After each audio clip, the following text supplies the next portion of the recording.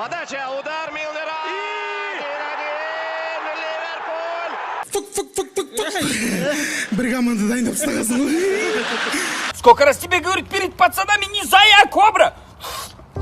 Сен үнем осындай түкке тұрмайтын, адамды тек қана күлкіге шақыратын арзан қол видеоны көріп, үйреніп қалғасың. Ол неге екенін ойланып көрдің бе? Сен қашан қосылай ешқандай алға дамытпайтын, уақытыңды ұрлайтын, батпаққа батыратын видеоны көріп уақыт өткізесің. Заман қайда кетіп барады?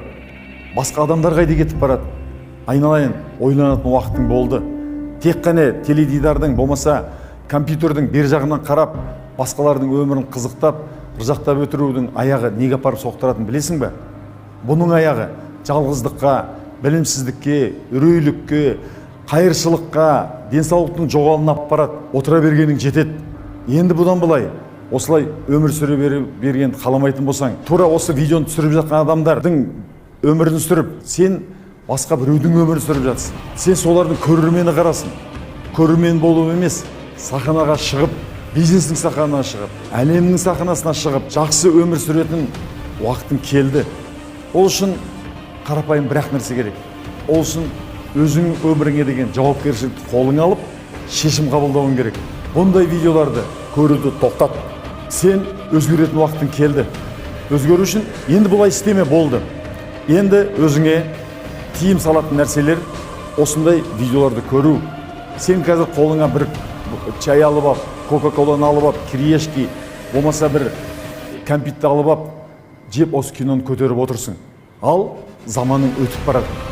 Өзің сияқты жастар қазір кәсіп жасап, әлемді аралап, өмірдің қызығын көріп жүр.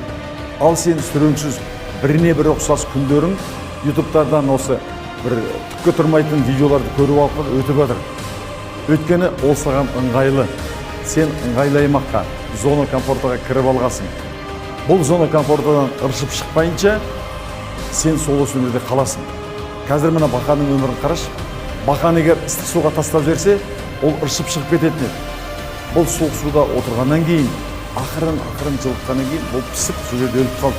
Сен тура осы бақаның тірлігін көріп жатсың. Сен қазір жаның қиналып жатқан жоқ, бір тұратын бір жаман үйің бар, аздаған табысың бар, кеудеден жан шықпаған тірлікке мәз болып жүрсің. Бұл тірлік емес. Абай атаң айтады, ондай жан шықпастық тірлік итте де бар. Ал сен ит емессің ғой, сен адамсың. Сенің тағдырың өзің қолыңда. Сондықтан бұдан былай бұндай арзан нәрселерден, тек қана көңіл көтеретін нәрселерден құтылу керек. Ыржаң күлкі арты жаманшылыққа апарады. Шырылдауық шегіртке шырылдап жүріп ән салған, көгалды қуып гөлейттеп өлеңмен жүріп жаздалған дейді. Ертең өміріңнің күзі басталған кезде, ертең қар жауған кезде, көзіңнен жасың сораң аққан кезде, сол кезде түсінесің. Сондай болмау үшін дәл қазірден бастап осындай WhatsAppпен келіп жатқан, YouTube'та болып жатқан қызықты, арзан шоу, арзан күлкілі нәрселерді көруді тоқтат. Тек қана өмір өзінің сыйлы бағалы заттарына өзінің бағасын қоя алады. Жақсы үй, жақсы көлік, сымбатты дене, адамдардың құрметі, оның бәрі еңбек талап етеді. Оның бәрін ақысын төлей алу керек. Тағы қайталап айтам, өмір өзінің бағалы заттарының бағасын қоя алады. Оның құнын төлеу керек.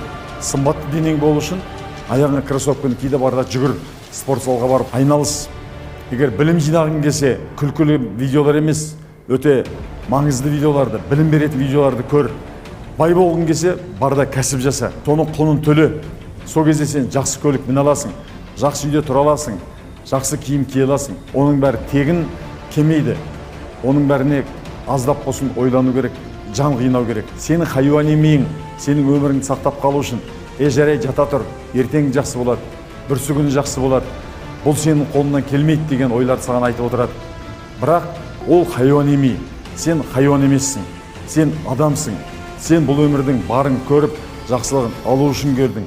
Сондықтан арзан дүние, жан қинамайтын, ойланпайтын видеолар, сені қинамайтын нәрселер сені төмен қарай кетіреді. Күнің егер өте жеңіл өтетін болса, жаныңды қинамасаң, сен төмен қарай кеткенің. Егер бір күні сәлде болсын қиналып, сәлде болсын ойланып, сәлде болсын еңбектенсең, сенің өмірің жоғары қарай кетіп бара жатыр. Жақсы, жарқын өмірге қарай кетіп бара жатыр. Сондықтан ойлан балам, ойланыңдар жастар. Өзгеретін уақыт келді. Әлемдегі көз ілеспес кетіп бара жатқан пойыздың соңғы баспалдағына ілігіп қалатын кез келді. Енді біраз кешіксең, кеш болады. Енді тағы біраз осылай ыржаңдап өмір өтетін болсаң, артынан жылайтын боласың. Көп күлген бір жылайды дейді. Көп ыржақай күлкі, арзан күлкі әсіресе, арзан өмір, қайыршылық. Өкінішке қарай дәл біздің Қазақстанда түкке тұрғысыз арзан қол нашар видеолардың көрілімі 100 мың, 500 мың, тіпті миллионнан асады. Ал енді өте жарқын өмірді көрсететін, жақсылыққа апаратын видеолар біздің Қазақстанда көрілімі одан мың есе аз. Ал көрші Ресей мемлекетінде, Европада, дамыған Америка, Жапонияда бәрі керісінше. Әрине, арзан шоуларды, арзан видеоларды көп көреді. Бірақ өте адамды ойландыратын, алға жетелейтін видеолардың саны оларда миллиондап көті көреді. Ойланатын, өзінің тағдырын қолына алатын жастар ол жақта көп. Сондықтан біз Европадағы сияқты, Америка, Жапониядағы сияқты өмірге қол жеткізгіміз келетін болса, түкке тұрғысыз нәрселерден құтылып, ойландыратын, алға бастыратын сабақтарды, видеоларды көруімізге тиіспіз. Соның ішінде ойлаймын, осы видео саған ой салды деп ойлаймын. Енді сен өміріңді өзгертетін, ойландыратын, еңбекке шақыратын видеоларды көріп, сондай сабақтарға, сондай тренингтерге, сондай семинарларға баратын боласың. Қайдағы бір шоулар, түкке тұрмайтын арзан музыка, арзан видеолар, арзан концерттерге баруды тоқтат. Сол кезде барып, сен өміріңнің өзгергенін көре бастайсың. Сіз қандай видео көріпсіз, соны астыға жазып қойыңыз. Сол сізді жетістікке апарды ма, жоқ уақытыңызды босқа жетіп, өміріңізді құртып жатыр ма? Егер осы видео ұнаса, астына лайк басыңыз да, өзіңіздің осы жардан алған әсеріңізді, бір инсайтыңызды астыға комментарий қылып жазыңыз. Ол өзің сияқты жастардың оң өзгеріске бұрылып ойлануына әсер етеді деп ойлаймын.